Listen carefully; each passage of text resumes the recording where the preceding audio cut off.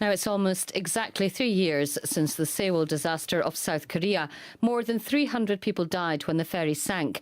Now, two British filmmakers, Neil George and Matthew Root, have made a film about that day, and it's been shown across the Korean peninsula. Here's a flavour.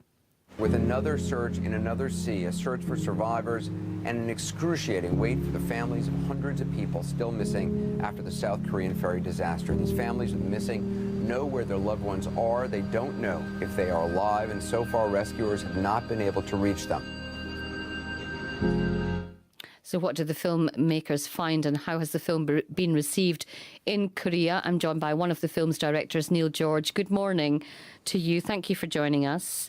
Yeah, good morning. And what made you decide that this should be the subject of a documentary? Well, back in when it happened in 2014, it was a very confusing time that was going on. The media was very confusing, giving out false kind of information. The government weren't forthcoming with telling people what exactly was happening. And so Matt, obviously, he originally came up with this idea. He wanted to, look into why this actually came about in the first place. Yeah, and did you get to the bottom of this? Are you clear about what caused it?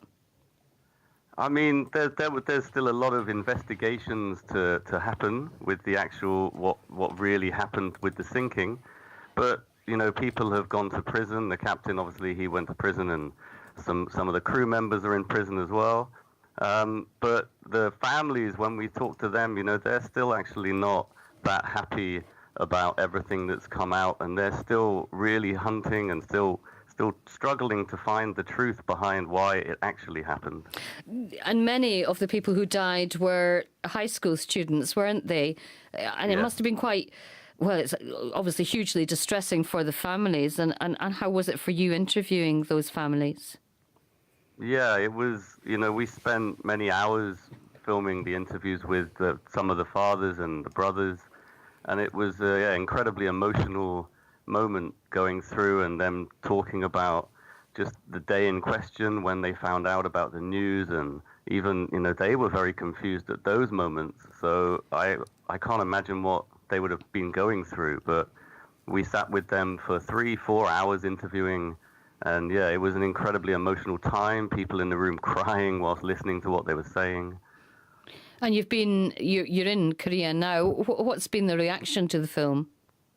Yeah, it's been very positive, actually. We've screened the film on several occasions now, and everybody that's watched it has, obviously there's a very sensitive issue to talk about the Sewol tragedy in the first place, but the feedback that we've had from both Korean and foreigners who've watched it has been incredibly good. So we're very, very happy with that. Yeah. And briefly, any government response?